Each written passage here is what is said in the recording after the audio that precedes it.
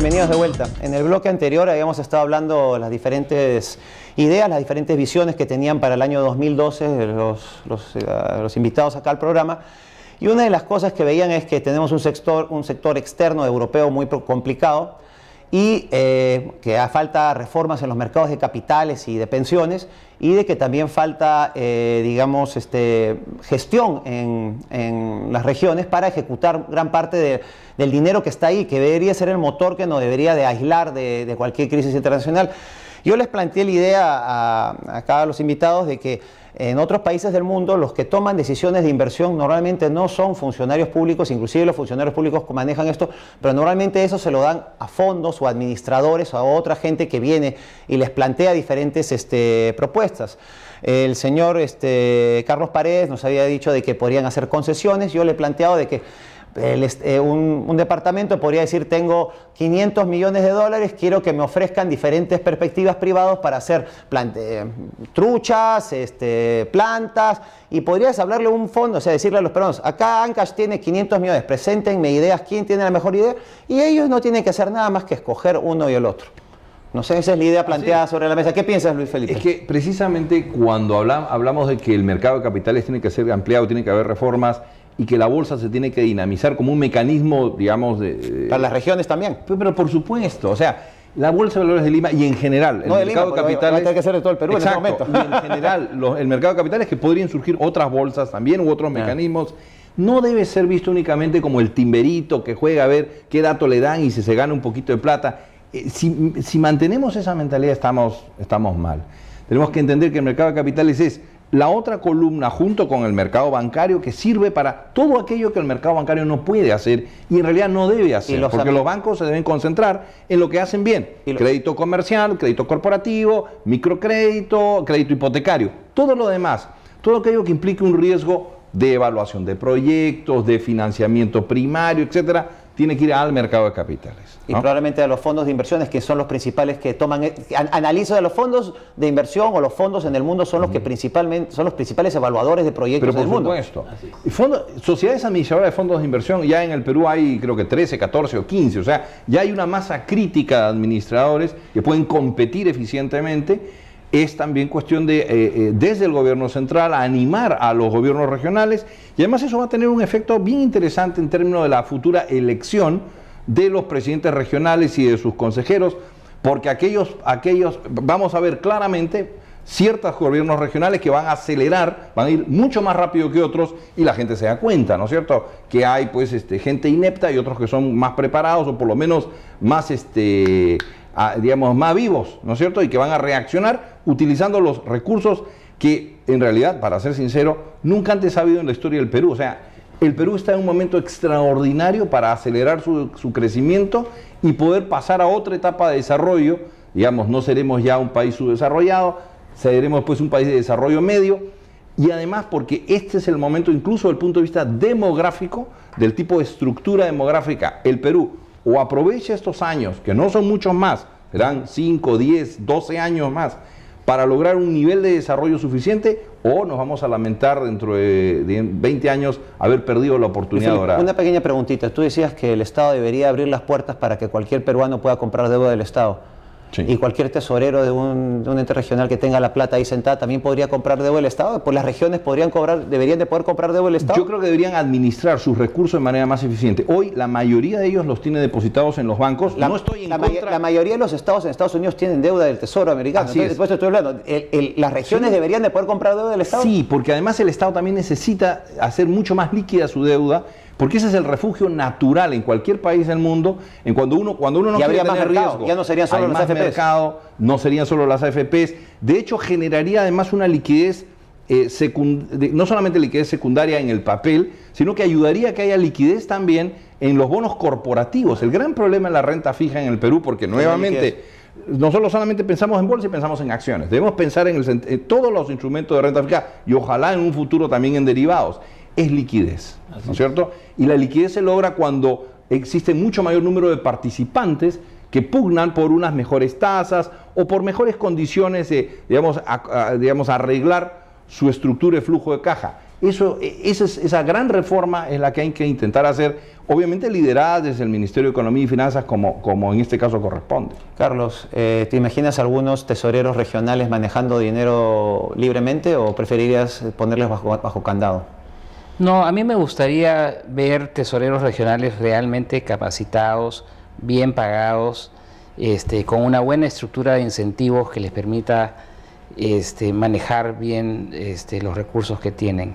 Yo creo que el problema de fondo que enfrenta el sector público es que la estructura de incentivos a la cual responden los funcionarios públicos es una estructura perversa, donde lo mejor es no tomar decisiones, porque no hay premios por tomar decisiones en un contexto de incertidumbre, donde las reglas que se hicieron hace algún tiempo, tal vez algunos años, no pueden haber previsto el escenario que se está produciendo, ¿no? Entonces, tengo que tomar iniciativa, tengo que tomar riesgos, me puedo equivocar, pero también puedo acertar y puedo ser gerente.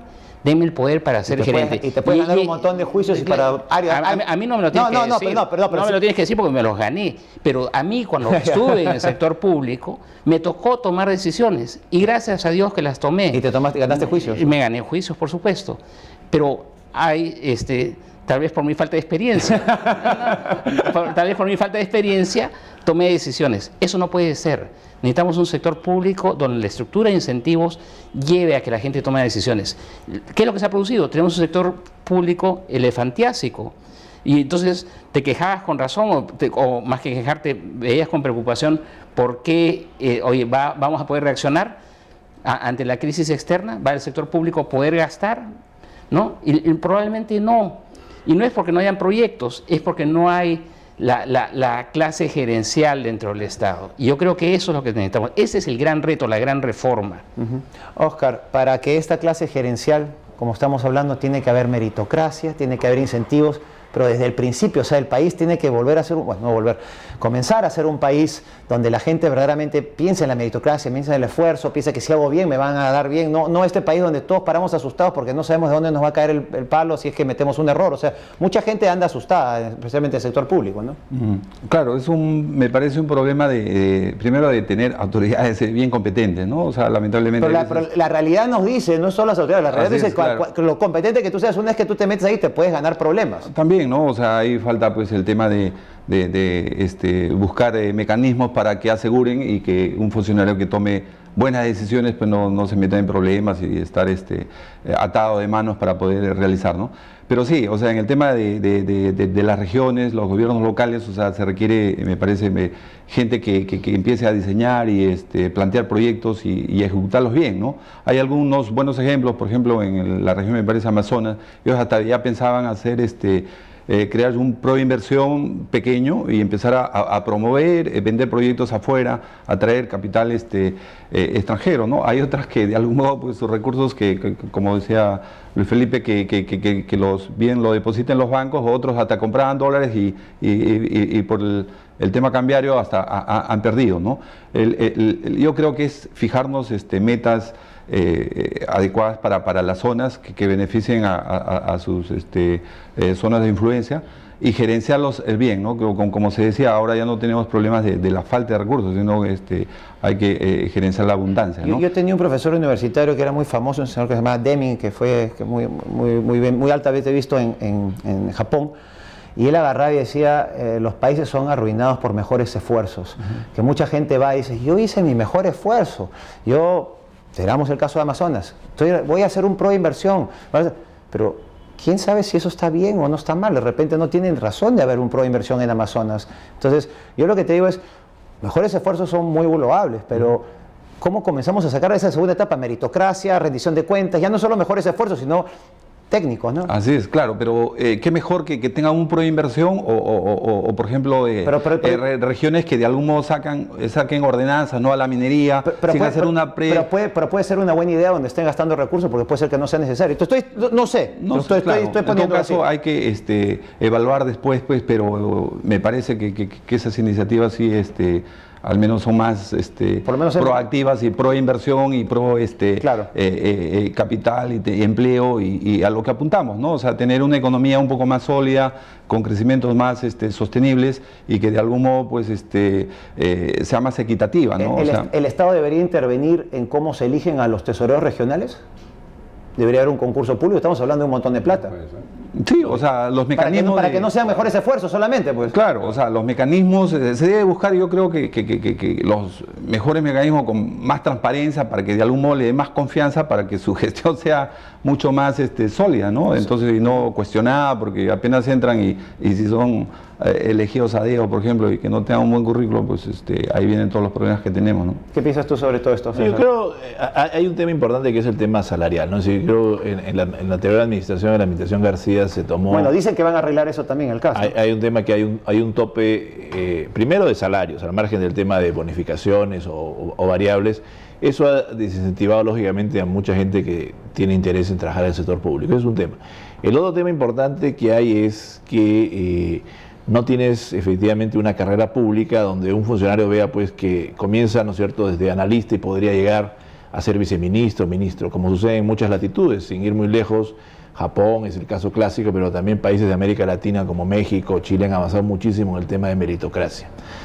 Eso es un tema que ahora lo hemos reflejado en el tema que muchas regiones tienen el dinero, tienen la capacidad financiera como nunca, tendríamos que remontarnos a 70, 80 años en la historia republicana de Perú para ver la cantidad de dinero que tenemos hoy en el Perú, y eso es lo que creo que preocupa y mortifica a muchos, es que tenemos los recursos y no tenemos la capacidad de gestora. Es decir, acá yo creo que debería ser una primera prioridad de la administración hoy, realmente que los gestores funcionen en un lapso de 1 o 2 años, si lo pueden hacer. Es decir, hay los recursos, hay dinero, y ahí yo creo que debería haber la voluntad política. Yo creo que hay la capacidad gestora, simplemente la capacidad gestora no está en el sitio para gestionar. Así y los que no deberían estar gestionando, muchos están gestionando. Así es, pero también tienes que tener, acuérdate, también un tema importante es que siempre que tengas una relación entre el sector público y privado, tienes que tener también una interfase, que el sector público sabe también qué está negociando al otro lado. Porque si tienes, por ejemplo, un sector público que es, ¿no es cierto?, no conocedor de lo que está haciendo el otro, va a ser muy difícil también que pueda interactuar. Y ese es el problema que tenemos ahora. Vamos a un corte y volvemos.